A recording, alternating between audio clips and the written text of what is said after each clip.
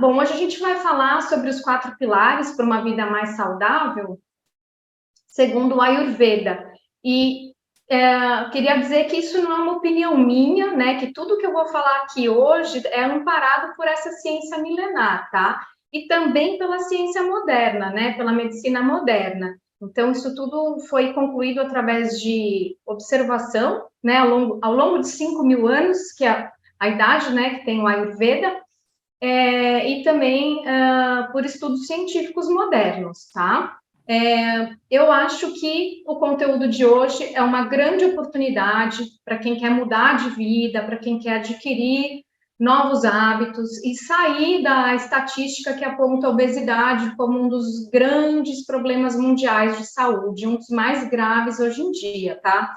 Então, existe uma estimativa que até 2025 a gente vai ter 700 milhões de pessoas com obesidade.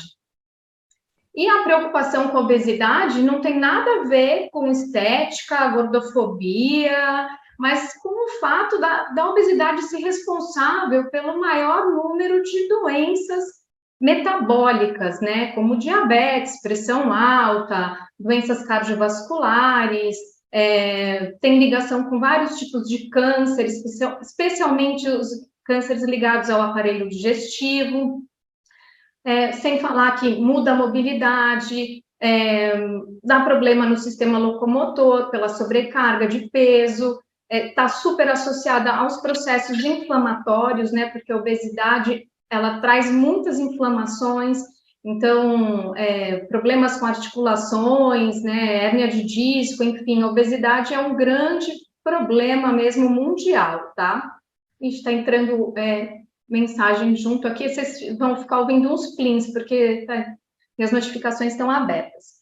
Então, eu estou vendo que tem bastante gente que eu conheço, tem amigas minhas, tem alunas do curso de terapias corporais, tem gente que já fez retiro de yoga e ayurveda, então, muito obrigada por me prestigiarem sempre, né? Muito feliz que vocês estejam aqui.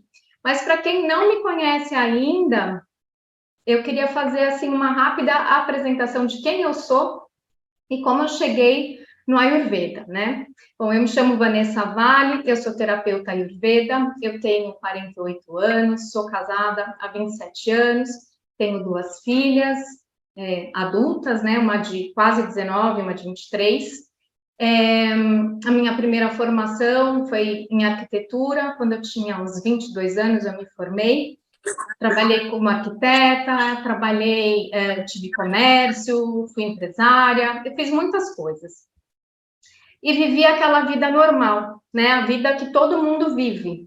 Tem um professor de yoga, ele chama Hermógenes, e ele fala assim, Deus me livre ser normal, né, porque a gente entra naquilo que a gente chama de normose e vive uma vida que a gente aceita como um padrão normal, social, e não se questiona se é o padrão de vida que a gente quer, se a gente está feliz com o que a gente está fazendo, se a gente só veio aqui mesmo para trabalhar e acumular, e a gente entra nessa roda dos ratos, né?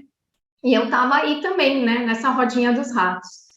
Mas depois dos 40 anos, eu já tinha me mudado de São Paulo para um lugar um pouco mais afastado, para o interior, perto também, óbvio, de São Paulo, não foi tão longe assim, mas já dei uma mudada, né, na minha qualidade de vida, e eu fechei, depois de alguns anos, as minhas empresas, e comecei a me dedicar para as coisas que eu gostava de fazer como hobbies, né? Então, eu fiz um curso de gastronomia funcional e holística, que foi muito bacana, comecei a trabalhar com alimentação.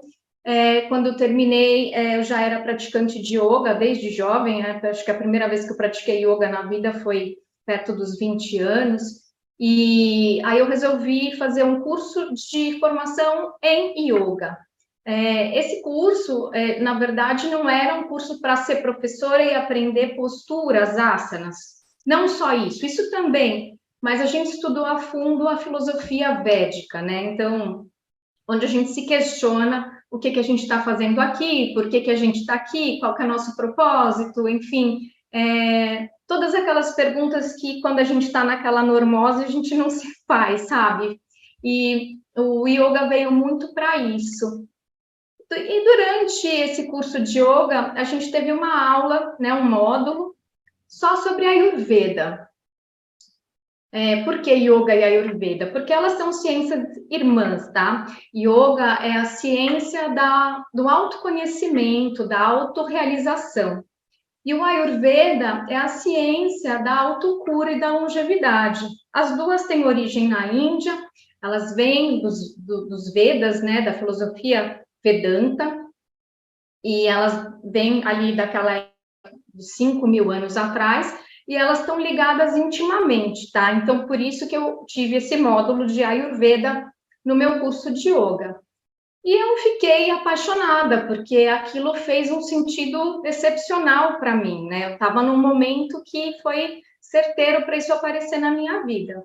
E assim que terminou a minha formação de yoga, então, eu comecei a fazer uma formação em Ayurveda, na qual eu me formei há alguns anos, né, como terapeuta. E aí eu pude fazer o link entre a gastronomia funcional, o yoga e a Ayurveda propriamente dito, né? Então, tem uma união muito forte aqui entre essas três coisas, apesar de que para vocês possa parecer que não, mas elas estão realmente muito ligadas. Apesar do Ayurveda ser uma medicina, né, um sistema de saúde mesmo, eu me dedico hoje para as coisas que eu mais gosto, né, dentro dessa área, que é a nutrição ayurvédica, pelo fato de eu ser uma entusiasta na cozinha, de eu ser uma chefe funcional, né, gostar disso, e também as terapias corporais, o atendimento mesmo com o outro, com o próximo, né, o servir, né, o ser humano. Então, atendo com as terapias corporais e dou aula também como professora de terapias corporais no Espaço Olos, né? Acho que muitos de vocês estão vindo até pelo Espaço Olos, são meus alunos de lá, né, também.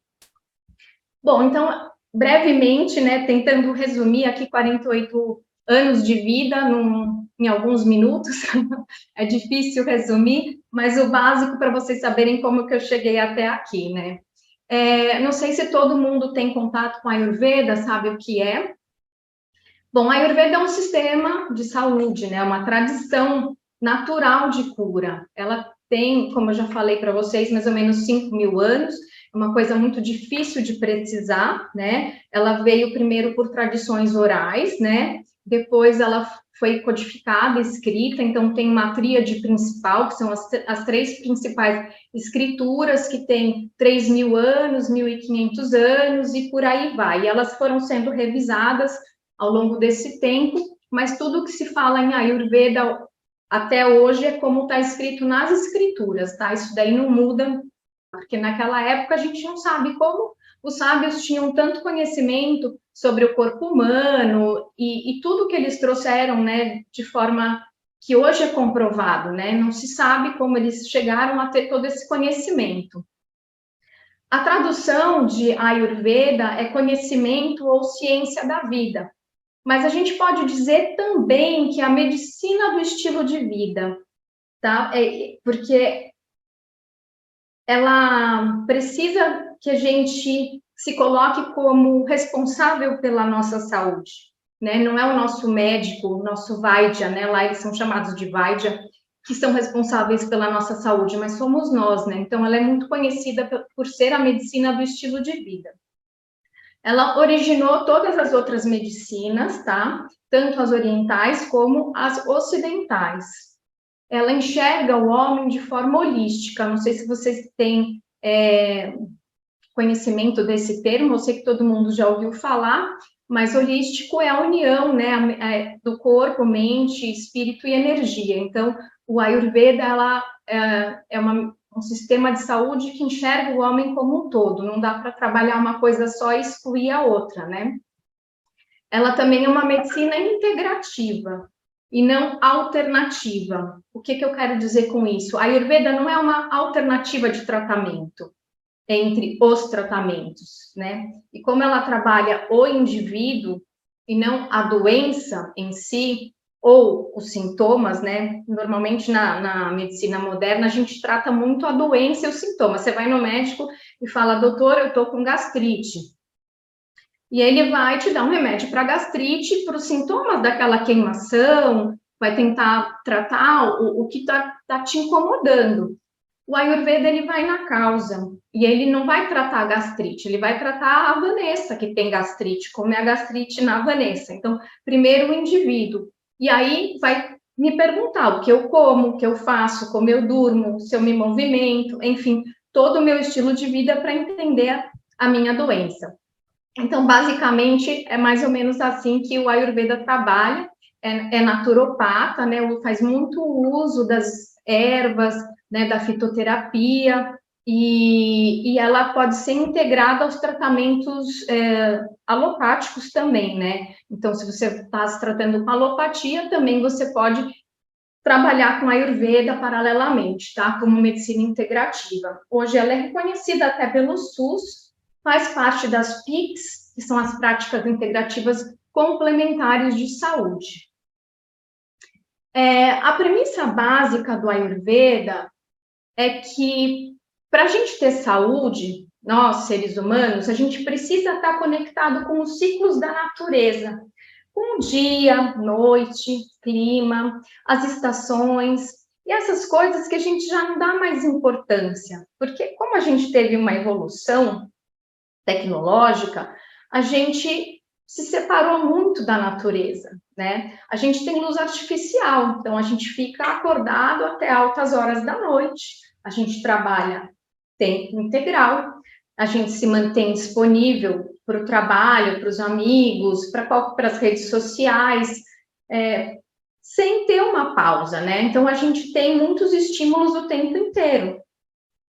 E a gente fica com a cabeça, né, o tempo inteiro disponível para esses estímulos externos. E aí, com isso, a gente se separou, se desconectou da nossa essência, né, da nossa essência animal, né, porque a gente também é um animal. E o fato da gente fazer muitas coisas ao mesmo tempo acaba gerando estresse, ansiedade, uma rotina desorganizada, hábitos alimentares que são ruins, a gente tem um sono desregrado, e como consequência de todos esses hábitos, a gente acaba adoecendo. E a gente perdeu também o hábito de se observar. A gente já acorda com uma demanda de atividade que a gente mesmo se impõe, né? Então, a primeira coisa que a gente faz, normalmente, quando acorda, é pegar o celular. E aí a gente vai olhar se tem e-mail, se tem WhatsApp, o que aconteceu no Instagram, nas redes sociais, verificar as mensagens, ao invés de se observar, se olhar para dentro, lembrar que, puxa, que bom, eu acordei, como é que eu tô? Deixa, né, me sentir grato, né? Fazer um primeiro agradecimento para o dia, olhar para mim, como eu acordei, eu estou disposto, não estou disposto, né? Então, são coisas que a gente acaba esquecendo de fazer e já entra, né, correndo na manhã. E o Ayurveda, ele se baseia na capacidade de que cada pessoa tem que entrar em sintonia com o próprio corpo para alinhar o seu relógio biológico. Então, o que a gente precisa, na verdade, para voltar àquela nossa essência, né, e agir de acordo com o relógio, o ciclo circadiano, é a gente regular o nosso relógio biológico interno com um ciclo circadiano natural. E quando a gente está desconectado desse ciclo, fica difícil saber o que o nosso corpo precisa, porque a gente às vezes não percebe que a gente está irritado porque está com sono, às vezes a gente acha que está com fome, a gente não respeita na hora que a gente precisa de repouso. O corpo às vezes está dolorido porque está pedindo até um movimento e você não se movimenta, né? Não se alonga, não caminha, não se movimenta. A gente come, né, nos horários errados, a gente come sem fome, ou a gente suprime a necessidade da fome porque a gente está fazendo uma dieta maluca, ou porque não deu tempo, porque você está com outras prioridades.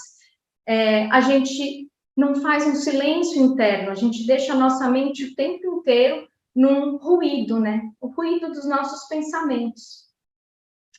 E a gente deixa, com isso, os nossos órgãos dos sentidos, né, que é por onde nós percebemos a vida, comandarem as nossas ações. A gente acaba não usando a nossa mente intelectual, né? A gente usa a nossa mente mais baixa, né, que a gente chama de manas, né? Não é uma mente intelectual. E a gente precisa, né, aprender a ignorar um pouco o que a nossa mente pede, dos nossos desejos mais momentâneos, né? E agir com um pouco mais de sabedoria, porque o nosso corpo, ele fala o tempo todo com a gente. Só que a gente acaba não escutando porque a gente não usa o nosso intelecto, né?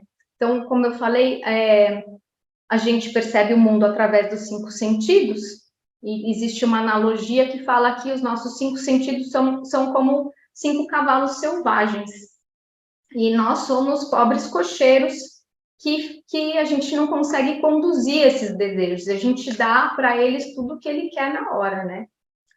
E entrando no assunto mais a fundo agora do que eu queria trazer para vocês, que são os 4 pilares da saúde, eu quero falar um pouco para vocês o conceito do que é saúde, né? Segundo o Ayurveda. Saúde não é ausência de doença, é um bem-estar físico, emocional, social, é a junção de tudo isso. E esse conceito, na verdade, é um pouco mais extenso, que eu não me lembro exatamente da frase completa, mas é o mesmo conceito que a Organização Mundial da Saúde também tem sobre saúde. Quer dizer, se eu não tenho uma doença instalada no meu corpo, não significa que eu tenha saúde se eu tiver com a minha parte emocional ruim, ou com a minha parte social, a minha autoestima, ou como eu convivo, né, com as outras pessoas em sociedade, né? Então, tudo isso está integrado. E a gente tem aqui no nosso corpinho uma máquina muito perfeita. Se a gente fosse um carro, sei lá, uma super máquina moderna, a gente não poderia viver sem algumas coisas importantes, né? O carro ia ter ali o seu combustível, né? Gasolina, álcool, gás, né? Óleo, enfim, tudo que ele precisa. Mas a gente precisa de 4 coisas básicas para ter saúde. A primeira todo mundo já sabe, se eu perguntar o que é, obviamente vocês vão dizer que é alimentação. Isso é muito óbvio, porque a gente se nutre, né, através do que a gente come e é por onde a gente forma os nossos tecidos, né? Então, primeiro, alimentação. O segundo, a gente chama de movimento, né, que pode ser traduzido como exercício, mas a gente prefere falar movimento, porque exercício fica muito aquela coisa assim, ginástica. Então, vamos usar a palavra movimento. Outra coisa que a gente não vive sem é o sono, né? Não tem como, não dá para passar mais do que 2 dias acordado, né? Seu corpo vai sucumbir, você vai dormir mesmo que você não queira, né? Sem se alimentar, você pode ficar, né? Existem jejuns longos, mas o sono a gente precisa, ele é extremamente reparador. Então, o sono é um dos pilares da saúde.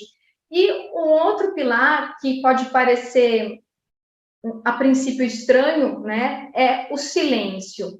O silêncio a gente pode chamar de autoconhecimento ou de manejo do estresse. Eu vou adentrar um pouco mais em cada um desses itens de uma forma também um pouco resumida, né, porque cada um desses itens daria uma live inteira. Mas, basicamente, esses são os 4 pilares para se ter uma boa saúde. E esse conceito, ele é tão simples que eu acho que vocês estão quase saindo da live e falando, não, isso é mentira. Não pode ser só isso para eu ter saúde, então eu só tenho que me alimentar, me movimentar, fazer silêncio e sono.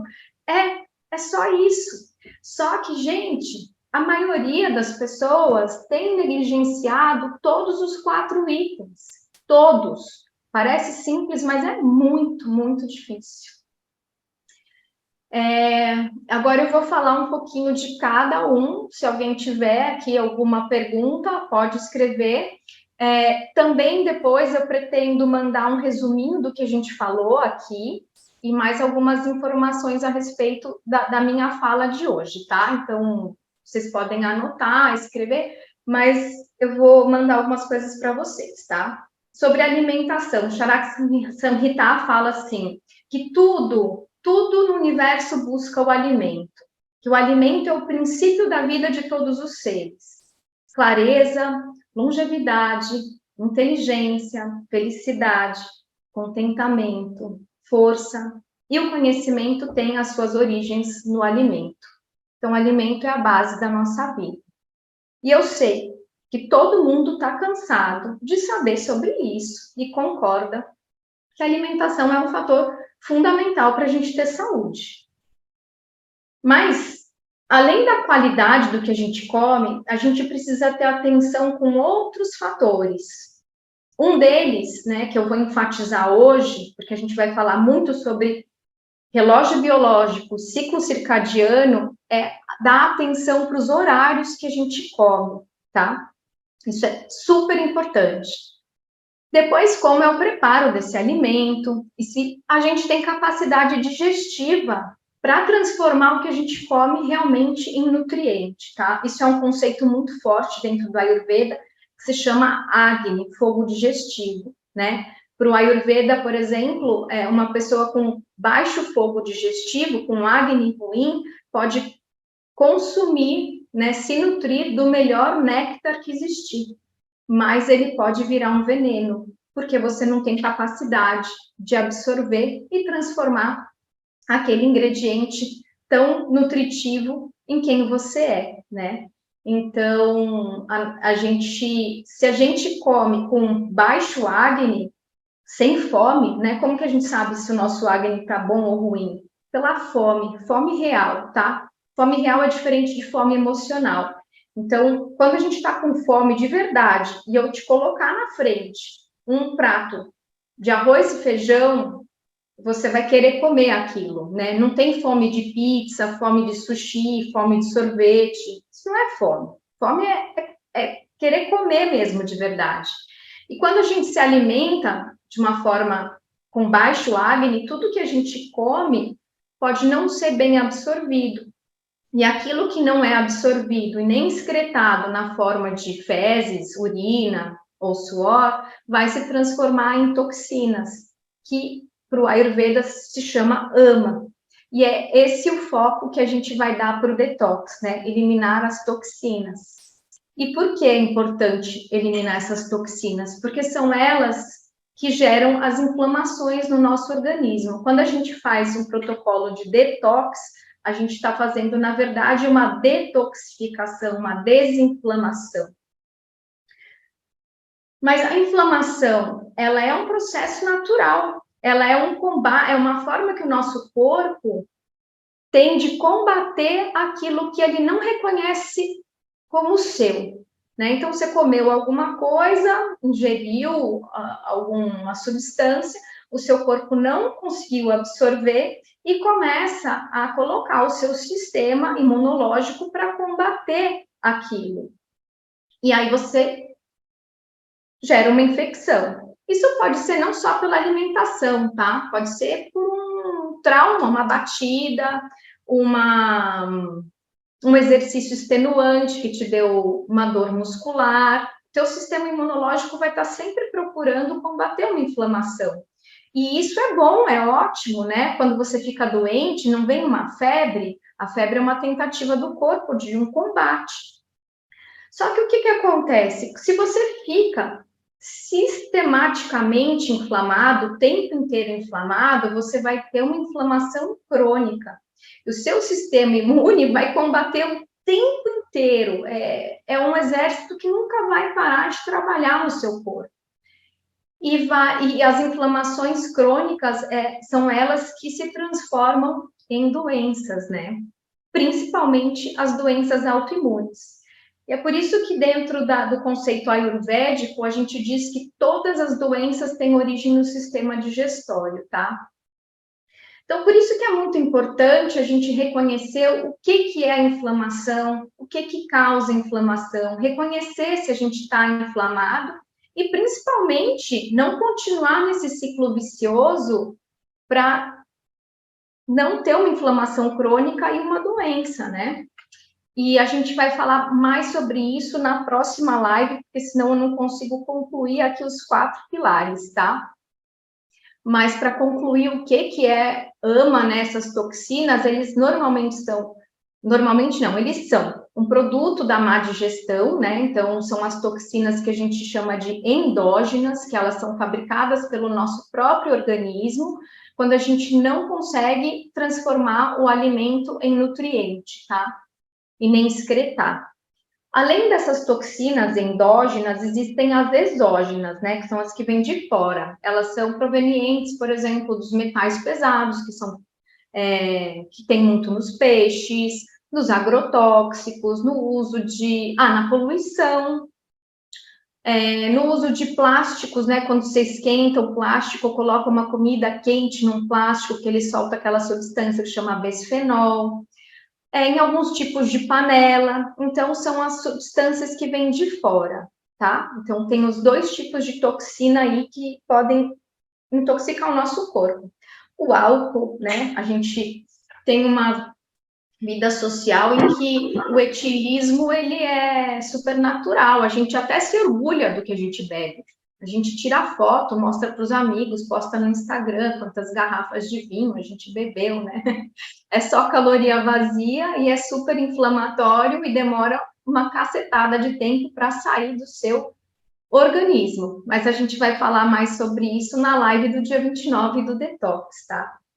Para fechar o tema alimentação e a gente poder entrar nos outros, eu vou falar quais são os fatores mais importantes da alimentação que a gente considera para esse pilar funcionar. Primeiro é a qualidade, né? Qualidade daquilo que a gente come, obviamente. Então, produtos de alto valor nutricional, com bastante água, bastante fibra, né? A gente deveria basear a nossa alimentação nos vegetais, legumes, verduras, né? Isso deveria ser a maior quantidade, né? Do que a gente come. Claro que a gente pode comer as proteínas animais, cereais, leguminosas, né? Tudo que vem da natureza, né?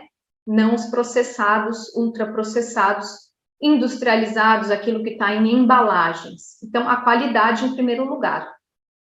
Em segundo lugar, a quantidade, né? Porque às vezes a gente exagera bastante e a gente sabe que a gente exagera. A gente vai na casa da nossa mãe, se empanturra e fala assim: nossa, eu não estou aguentando mais. Chega. Aí ela fala: mas não vai a sobremesa? Ai, o que tem mesmo para sobremesa? E come a sobremesa. Então, você já está super. Você sabe que você comeu demais, mas você ainda consegue comer a sobremesa. E mais tarde você vai comer de novo. A gente não dá nenhum tempinho para o nosso sistema digestório dar uma descansada, sei lá, umas 4 horinhas de jejum entre uma alimentação e outra, né? Então, qualidade, quantidade. E agora eu já entrei num outro tema que é frequência, né? A gente come demais, né? Para o Ayurveda seria suficiente comer 2 ou 3 vezes por dia. 2 eu acho até um pouco exagerado, né? Acho que há 5.000 anos atrás eles viviam numa época de escassez, né? Mas hoje em dia a gente não vive em escassez, muito pelo contrário, né? A gente tem oferta de comida o tempo inteiro. Se a gente se levantar a cada 15 minutos, a gente vai na geladeira e pega alguma coisa, se não tem, a gente liga para o iFood. Então, a gente tem que regular a nossa frequência alimentar, né? Não tem que fazer 5, 6 refeições por dia. Basta fazer o café da manhã, o almoço e o jantar. Se necessário, um lanche. Se necessário, né?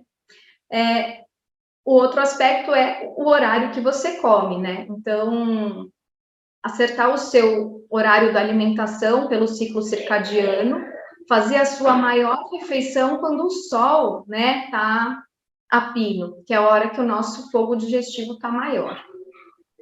A combinação de alimentos é uma coisa que a gente considera, né, que a gente vai falar sobre isso no detox. Então, estou dando aqui só um spoiler das partes mais importantes. E se você está comendo, você recebe uma ligação e alguém fala uma notícia muito trágica para você, você perde a fome naquele instante. Acaba com o seu Agni. Então, a gente não deve comer com estado emocional ruim, né? Não deve comer em discussão, Eu sei que muitas pessoas têm que fazer reunião de negócio no almoço, mas também não é interessante, né? Não é legal assistir televisão enquanto come, vendo o celular. Eu brigo muito com as minhas filhas, porque eu não consigo convencê-las disso. Então, a gente deveria colocar nossa atenção plena no ato da alimentação, né? Outro aspecto importante é como a comida foi preparada. Então, às vezes a gente come fora, a gente não sabe como foi preparado, se teve muito uso de óleo, se gerou aminas aromáticas, que são conceitos termos que bem, não vem ao caso, mas como a comida foi preparada, em que tipo de panela foi feito, se ela foi congelada, se é uma comida que está pronta há muito tempo. Isso mesmo na nossa casa. Às vezes a gente faz uma comida na segunda-feira, está na geladeira, você vai comer na sexta, Depois de 3 dias ela não presta mais. Comida boa é a comida fresca, feita na hora, né? Se teve o uso das especiarias para melhorar o acne, né, o fogo digestivo, e fazer a escolha do que a gente come também de acordo com o clima, né? A gente, como não toma sorvete no inverno, quer dizer, não deveria, a gente também não gosta de comer sopa no verão, porque a gente está regulando o nosso sistema através da nossa alimentação. Então, esses são os fatores mais importantes da alimentação, que depois a gente vai ver um a um no detox, tá? Se você tem dúvida sobre o que é um alimento ou um produto alimentício, sobre o que é processado ou ultraprocessado, sobre o que é saudável e o que não é saudável, eu sugiro que você consulte. E é muito interessante, mesmo para quem tem noção de alimentação, o guia de alimentação para a população brasileira. Esse guia, ele é fabuloso, motivo de orgulho nacional, tá? Um dos melhores guias de alimentação, e ele mostra tudo isso, fala sobre o que é comida de verdade, o que é produto alimentício, né? Porque a gente vai no mercado e muitas vezes a gente não compra comida, a gente compra produto alimentício. E onde vende comida? É na feira, né? No mercado também. Mas assim, comida de verdade são as leguminosas, né? Os grãos, os cereais, né? Arroz, vegetais, carne, leite extraído da vaca. Já o leite de longa-vida é um produto alimentício. Como que o leite dura numa prateleira meses? Porque ali não é mais leite, ali é um produto alimentício que foi acrescido de milhões de coisas. O guia é o guia alimentar para a população brasileira. Depois eu posso disponibilizar para vocês, o link é gratuito, é só puxar no Google. Uma pergunta aqui do chat. Então, tem muitos alimentos, por exemplo, que a gente come achando que são saudáveis, porque a indústria alimentícia quer que você pense isso. E é marketing, e a gente come. Tinha uma época que o pessoal comia barrinha de cereal achando que estava comendo, abafando. Mas barrinha de cereal é açúcar e gordura, é péssimo, né? Até alguns iogurtes, enfim, tem muita coisa para saber, né, aprender a ler rótulo, né? E eu acho que assim, se vocês tiverem possibilidade de consultar um nutricionista, um nutrólogo, eu recomendo fortemente, porque além deles poderem te dar uma orientação bem dirigida, eles vão poder verificar os seus exames, seus marcadores inflamatórios, fazer uma suplementação se necessário, né? Então, é muito legal, né? Se você tem condições, sempre ter o seu nutricionista. Eu sou terapeuta Ayurveda, tenho consciência alimentar, procuro me alimentar da melhor forma possível, e sim, eu tenho uma nutricionista. Então, tenho nutrólogo também, vou ao médico, olho, né, como está a minha saúde, tá? Então, acho super importante. Mas antes da gente procurar todo esse aparato, né, da medicina, a gente tem que fazer as mudanças que são simples e são de conhecimento geral, são de conhecimento popular, que são essas que a gente está falando aqui, né, de qualidade, quantidade e frequência, né? É claro que, assim, também tem muito nutricionista que fala para você, ó, tem que ser um bom nutricionista, porque não existe mais aquele conceito de acordar, fazer o café da manhã, depois um pré-treino, depois um pós-treino, depois um almoço, depois um lanche, aí depois o jantar, depois a colação. Gente, isso daí é um super exagero.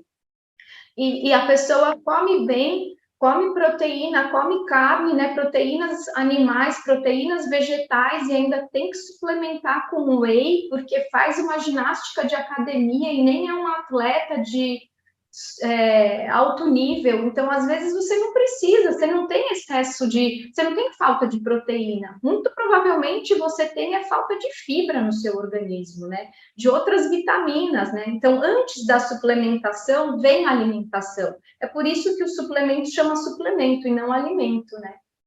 E assim, a gente conhece tudo que a gente deve comer de bom, né? Colocar essas regras simples na nossa vida. É assim, ai meu Deus, mas eu vou ser infeliz, nunca mais vou tomar uma taça de vinho, comer uma pizza, comer um hambúrguer. Gente, a gente vai, só que a gente tem que saber que a gente não pode fazer da exceção uma regra, porque é o que a maioria das pessoas faz, né? Come todo dia porcaria. E assim, hoje eu tô com vontade de comer uma porcaria. Tudo bem, amanhã você dá um tempo para o seu organismo, né? Faz uma monodieta. O Ayurveda fala bastante disso. Mas basicamente é isso, né? A gente precisa comer de maneira consciente. E a minha dica aqui para vocês, para começar a pensar como vocês têm se alimentado, até porque a alimentação aí daria muitas horas de fala, né? Muitas aulas, e enfim, não dá para a gente fazer isso, mas assim, é você colocar a sua mente, a sua cabeça numa saúde a longo prazo, né? Sabe domar os cavalos selvagens? Então, a gente tem que pensar lá na frente. Se você cede para o seu cavalo do paladar toda hora que ele te pede um doce, você vai ter um problema, né? E quando você pensa lá na frente, na sua saúde a longo prazo, começa a fazer escolhas conscientes, você acaba comendo melhor, né?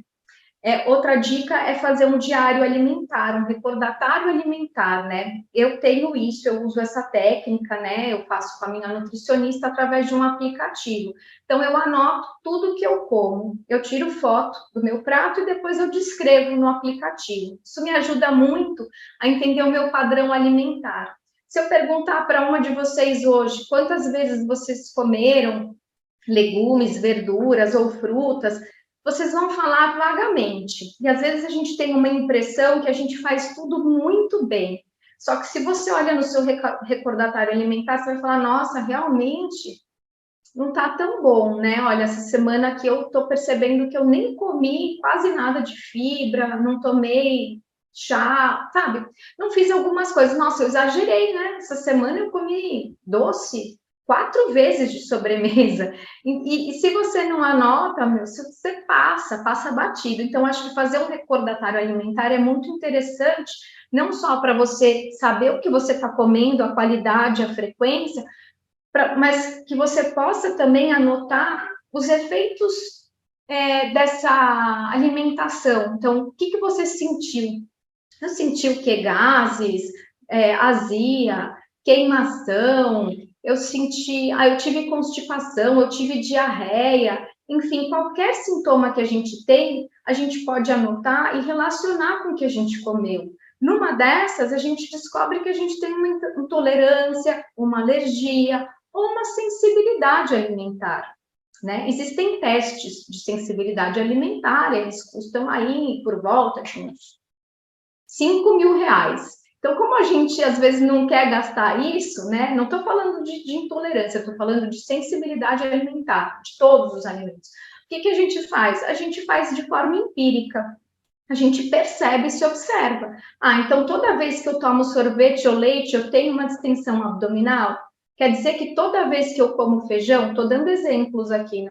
Toda vez que eu como feijão, eu tenho gases? Então, depois que eu como 3 pedaços de pizza, eu tenho uma diarreia? Isso acontece sempre? Então, você vai se autoconhecendo, né? Em primeiro lugar, é autoconhecimento, gente. A gente sabe, né? E se você não anota, não observa, às vezes você vai ao médico e você nem tem dados para passar para ele daquilo que você está sentindo.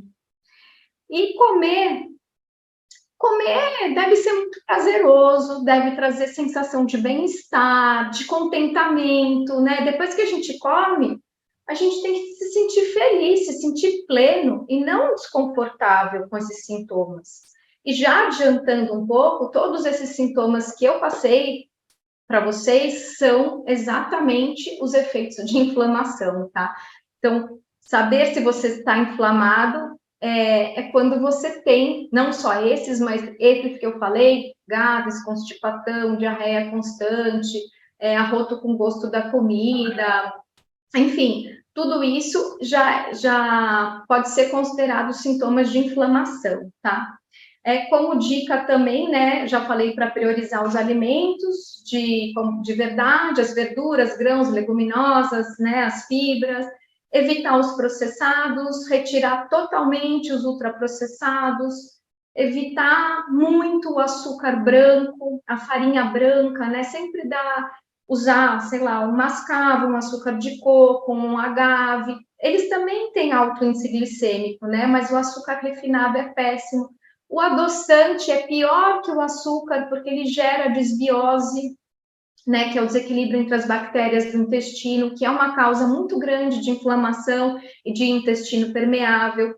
Então, isso também deve ser retirado. Refrigerantes, a comida industrializada, né? E usar como exceção, né?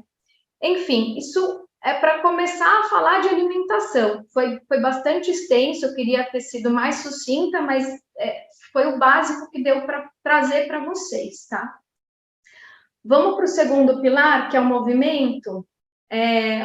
Movimento, gente, é a natureza do corpo humano. É por isso que Deus nos deu 2 braços, 2 pernas, porque a gente foi feito para se mexer, se movimentar. Isso é a nossa natureza. E a falta de movimento, ela é altamente adoecedora.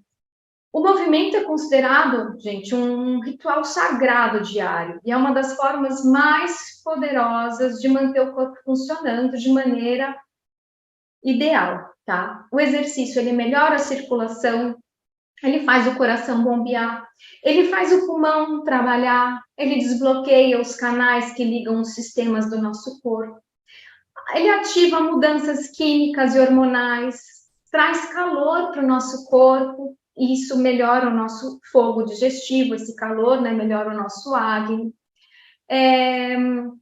reconfigura a nossa parte emocional, melhora a energia, melhora o humor, faz uma limpeza no organismo, porque quando a gente transpira, a gente tem um detox natural, né? A gente também elimina gordura pela transpiração, viu?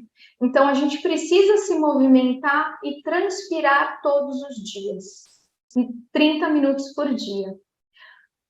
Além de tudo isso, pelo fato do nossa circulação e do nosso pulmão funcionarem melhores, a gente vai ter uma melhor oxigenação do cérebro. E isso, essa oxigenação, ela reverte os sintomas da fadiga geral. A fadiga geral, ela é muito mais ocasionada pelo sedentarismo do que pelo excesso de movimento. Então, o movimento ajuda muito a retirar a fadiga. O movimento ajuda a sincronizar o ritmo diário. Se praticado de manhã, ele traz mais foco para o seu trabalho e melhora o seu sono à noite. Ele regula o seu ciclo circadiano com seu relógio biológico, porque se você faz exercício de manhã, o seu corpo pressupõe que é dia, né? À noite também dá para a gente fazer exercício, só que dependendo do horário e do tipo de exercício, você vai ficar mais acelerado ainda e vai ter uma noite de sono pior, porque você vai dar mais energia para o seu corpo na hora que ele necessita do descanso, tá? Então, se você vai fazer um exercício à noite, é melhor que ele não seja de alto impacto, uma corrida, um spinning numa sala muito cheia, com música, com muito estímulo, tá? Então, o ideal é você escolher um exercício que te dê prazer,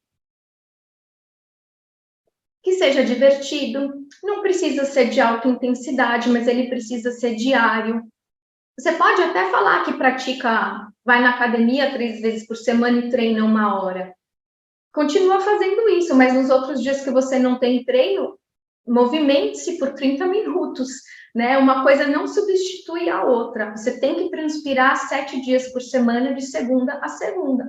Então, pode ser caminhada, subir as escadas do prédio, fazer yoga, pilates, bicicleta, dança, tênis, assim, musculação, patinação, brincar com as crianças, fazer jardinagem, qualquer coisa que gere movimento, né? Capinar, sabe? Tem uma fazenda, vai capinar. É tanta coisa que pode ser feita como movimento, que não é academia, e sem se movimentar, o nosso corpo ele atrofia e adoece, né? Então, o exercício também faz com que a nossa respiração se aprofunde, né? E com isso a gente tem mudanças químicas, mudanças hormonais. 30 minutos de exercício por dia já são suficientes para melhorar todos esses aspectos, né? De manutenção da saúde, de manter peso, de tudo que eu falei acima e ainda vira um hábito. É por isso que a gente também fala que 30 minutos todo dia, porque se você faz todo dia, acaba virando um hábito, né? Bom, o outro pilar da saúde é o sono. E o sono é um remédio grátis. É gratuito, gente. É um movimento de relaxamento, de entrega, de recolhimento dos 5 sentidos. É a hora que a gente põe os 5 cavalos para dormir, né? Aí a gente oferece para o nosso corpo realmente descanso, rejuvenescimento, né? O sono, ele é o maior reparador do nosso sistema.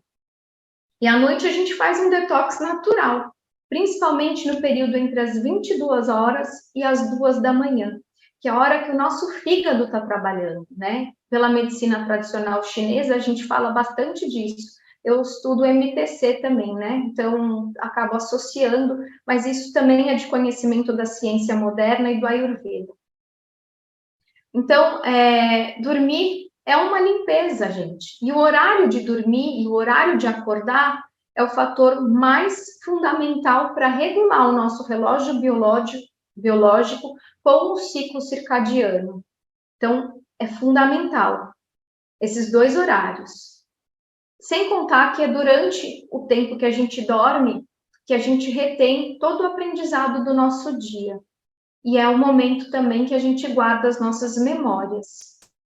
E a falta de sono, ela muda o nosso metabolismo, e agora eu vou apavorar vocês. Engorda. A falta de sono engorda. Por quê? O corpo, quando está fadigado, ele reduz o metabolismo. E o seu corpo é uma máquina perfeita, é aquele carro, né? Perfeito. E ele vai poupar energia.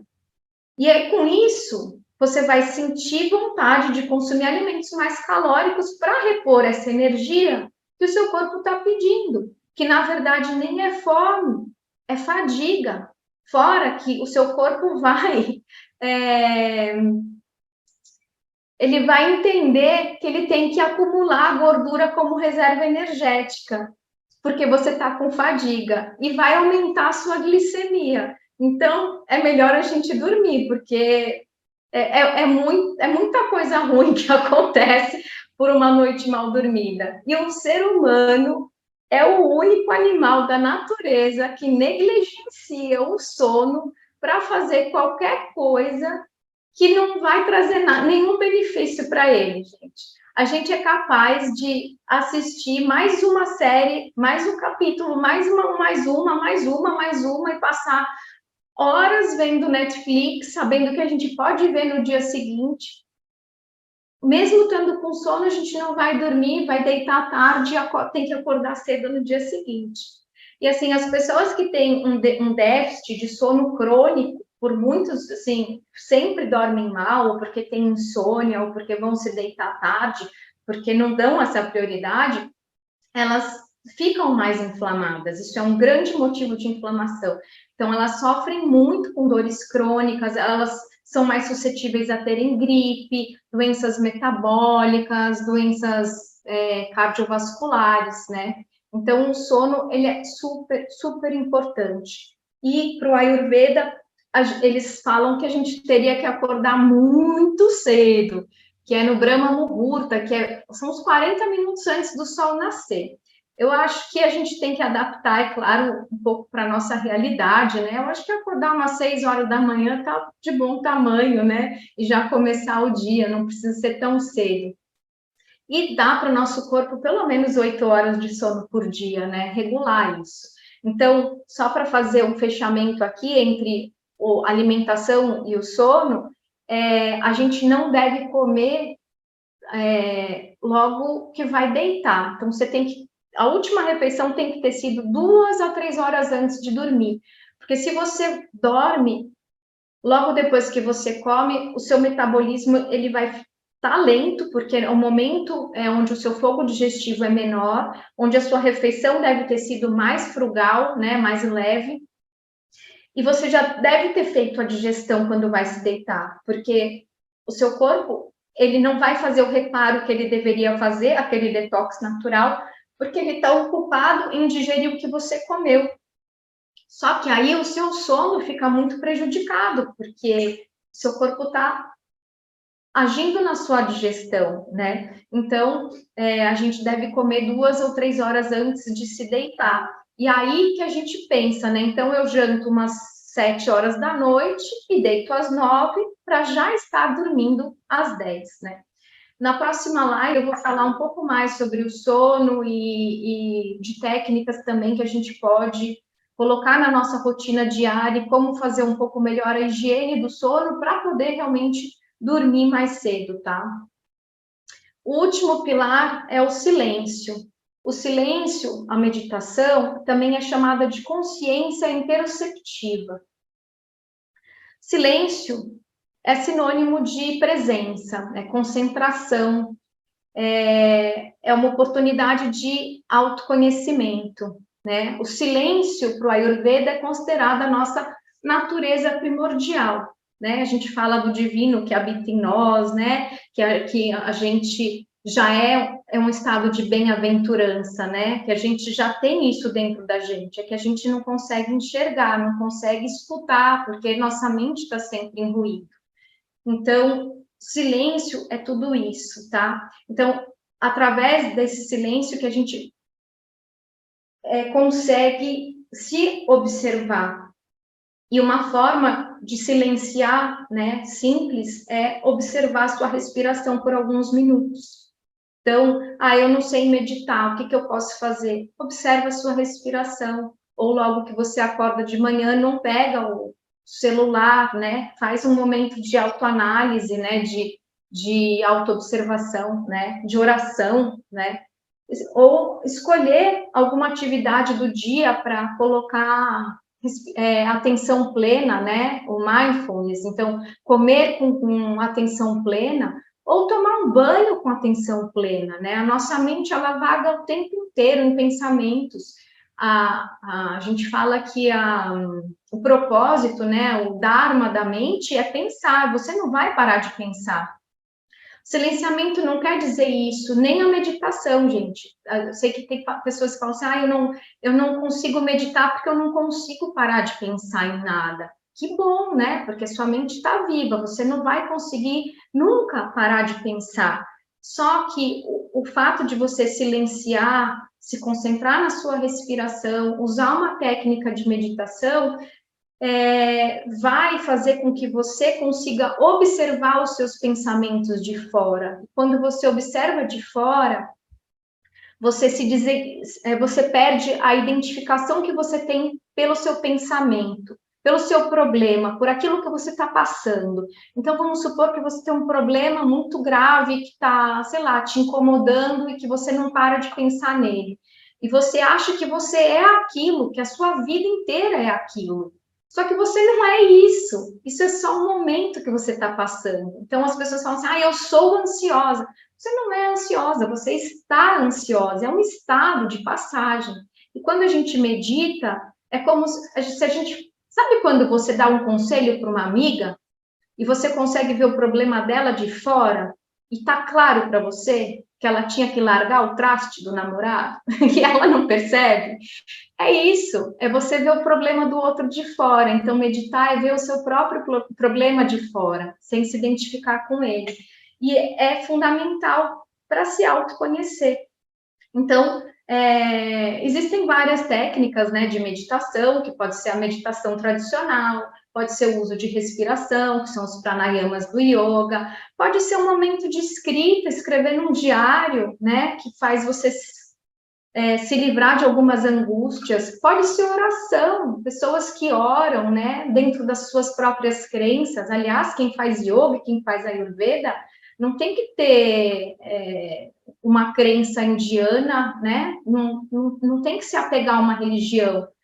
Isso é um patrimônio mundial. Apesar do Ayurveda e do Yoga serem uma herança da cultura indiana e da cultura védica, ela é um patrimônio mundial e aplicado para todo mundo, independente do seu credo, tá? Então, a meditação é para você conseguir equilibrar os seus pensamentos, é para você escutar o seu corpo, e é a grande chave para você mudar de vida, tá? As ações de se observar, né, de observar o corpo e de se sintonizar com você, com o estado que você se encontra, é parte de todas as maiores tradições de cura natural que existem, tá? Ela é básica e fundamental. E justamente o Ayurveda é conhecido pela ciência da autocura e da longevidade. Então, esse pilar, ele é imprescindível. Silenciar, meditar é a ferramenta mais eficaz para o gerenciamento do estresse, que, junto com a obesidade, é a maior doença do século, tá? Não tem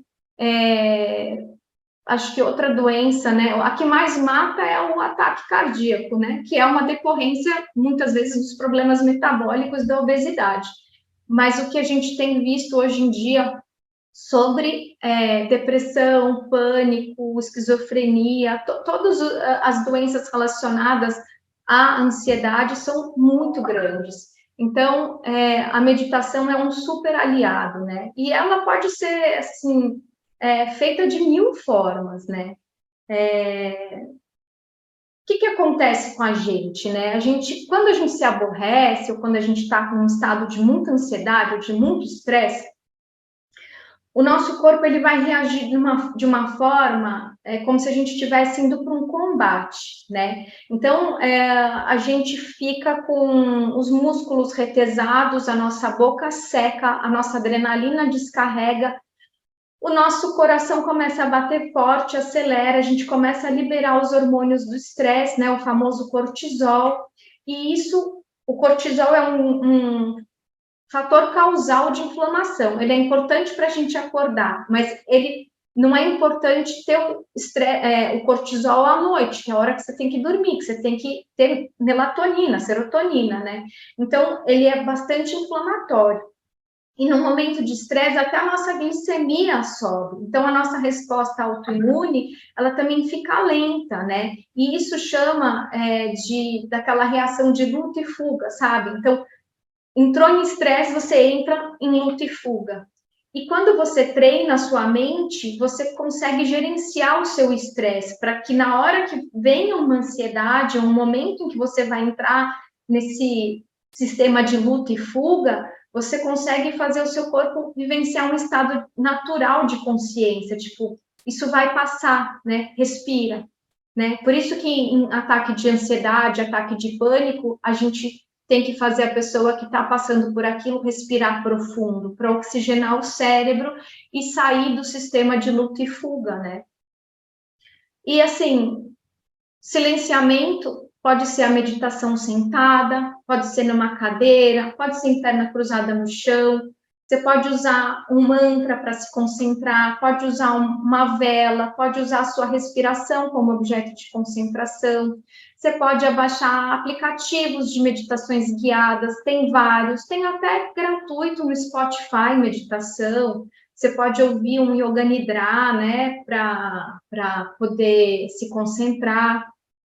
Você pode fazer meditação até em movimento, gente, porque são formas, né? Não é que existe uma maneira ou outra, existem milhões de formas, igual o movimento, vai ter um que vai ser para você, outro não, né? Você odeia puxar ferro, faz outra coisa, você não consegue sentar na postura de lótus e meditar, medita em movimento, né? Caminhando, fazendo yoga, fazendo tai chi chuan. São diferentes? São, mas os dois vão trazer benefício, né? Escrever um diário, né? Eu já tinha falado da escrita, né? Isso é legal também. Às vezes até tricotar, pintar, fazer aquarela, montar um quebra-cabeça, alguma coisa que te põe em concentração, atenção plena, para você se distanciar um pouco dos seus problemas, né? Então, esse é o pilar do silêncio. E por que é impossível não considerá-lo? Porque a gente não consegue se separar da nossa mente. Igual a gente não consegue não se alimentar, a gente não consegue não se movimentar, porque a gente precisa ter mobilidade, né? Mesmo que não seja um atleta, a gente não consegue não dormir e a gente não consegue não pensar. Então, a escolha de silenciar ou manter a sua mente em ruído constante, daquele que te ensurdece e que você não tem clareza de pensamento, ela é sua, né? Por isso que o silêncio é um pilar fundamental para se ter saúde. E porque as doenças e a saúde, elas estão relacionadas de forma integral, corpo, mente, espírito e energia. Algumas doenças, elas vêm, inclusive, de estados mentais. Por exemplo, a psoríase, que é uma doença autoimune, ela é desencadeada por problemas mentais, né, psicológicos, ou uma ansiedade, sempre tem um gatilho que dispara. A síndrome do intestino irritável, idem. A pessoa até pode ter uma intolerância, uma desbiose, mas o fundo emocional, ele é o que comanda o processo, né, dessa inflamação, dessa doença. Então, você não trata só o intestino da pessoa, gente, você trata o mental, né? Então, não dá para separar. Para concluir, eu quero dizer para vocês que não basta comer bem, não basta se exercitar 30 minutos por dia e ter um sono de qualidade, se não houver essa conexão entre mente e corpo, né? Que é baseada na unidade de todo o processo natural. E isso significa alinhar o seu relógio biológico com o ciclo circadiano. Então, o conselho final que eu tenho para vocês hoje, né, dessa live, é o seguinte: se priorize, se observe, escute seu corpo, coloque a sua mentalidade na saúde a longo prazo, para poder começar a incorporar um estilo de vida que seja baseado nesses 4 pilares da saúde, da forma que você puder, aos poucos, né? Nada de um dia para o outro. Eu sei que vocês não vão acordar amanhã, talvez pensando em mudar tudo, mas é aos poucos, né? É com consistência e constância, porque senão não funciona. E podia parecer muito simplista a gente dizer que esses 4 pilares são a base da nossa saúde, mas eu acho que vocês sabem e já perceberam já há muito tempo, como a gente, como sociedade, como ritmo de vida, a gente já se acostumou a negligenciar todos esses bons hábitos, né? Então, a gente prioriza o trabalho, prioriza a vida social, prioriza a família, a gente se coloca lá em último lugar. Isso pode ser por várias questões, ou porque a gente não conhecia, né, por ignorância mesmo, ou porque simplesmente a gente não se prioriza, ou porque a gente coloca tudo isso como desculpa, né? Porque a nossa mente, ela vai arrumar desculpa para tudo, para dizer que é impossível realizar todas essas mudanças. E o grande desafio aqui não é se alimentar bem, nem dormir, nem comer. O grande desafio é você decidir mudar, né? Então, se priorizar é o mais importante.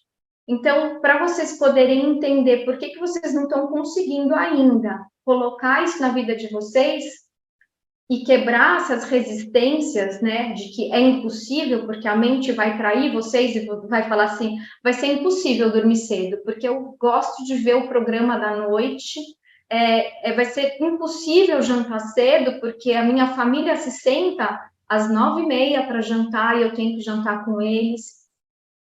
Não é impossível, isso é uma escolha sua. Você pode jantar mais cedo, você pode fazer a sua família jantar mais cedo, ou se eles não quiserem, você pode já ter jantado e sentar com eles para tomar um chá. Então, assim, se concentrar naquilo que você pode mudar, né? Tem uma frase assim, eu sou péssima para falar ditados. Ai, meu Deus, eu e minha família toda. Quando a gente vai falar um ditado, sai tudo errado. Mas, assim, as escolhas fáceis, elas vão levar a uma vida difícil. E as escolhas difíceis vão levar a uma vida fácil. Então, a gente vai precisar tomar hoje escolhas difíceis para ter uma vida mais fácil, né, no futuro. E se perguntando qual que é a sua maior resistência, aquilo que você está percebendo que dentro desses 4 pilares parece que vai ser impossível para você, procura quebrar essa resistência de forma criativa e quebrar esse paradigma e se desapegar do que é impossível, né? Porque se você decidir mudar, você vai conseguir. E decidir que é o mais difícil. E construir esses novos hábitos aos poucos, né?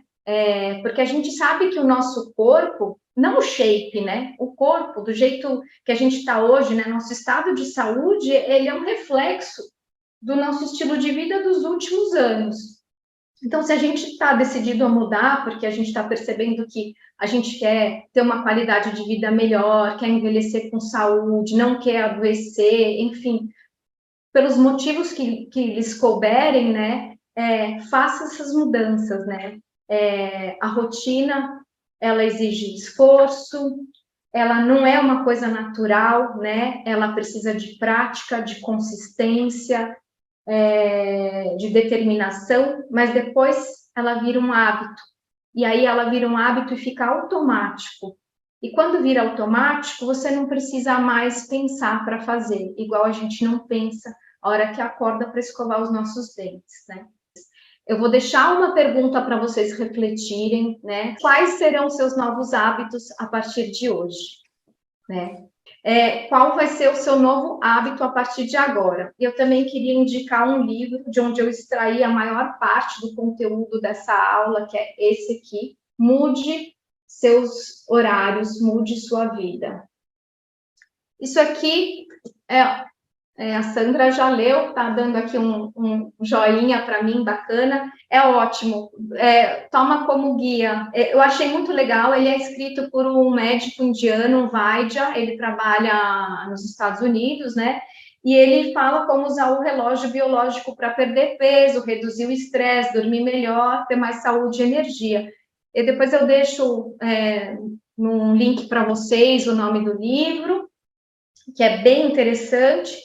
E, assim, o que eu falei hoje é um spoiler, né? Um resumo do livro todo, e de várias coisas que eu aprendi, né? Em Ayurveda com os meus professores, né? Um compêndio, né? Um resumão. Na próxima live dessa semana, eu vou falar um pouco mais sobre Dinacharya, que são as rotinas diárias, o que é inflamação. Eu acho que depois disso, tá todo mundo pronto para... tem gente falando que quer fazer o detox, muito bom.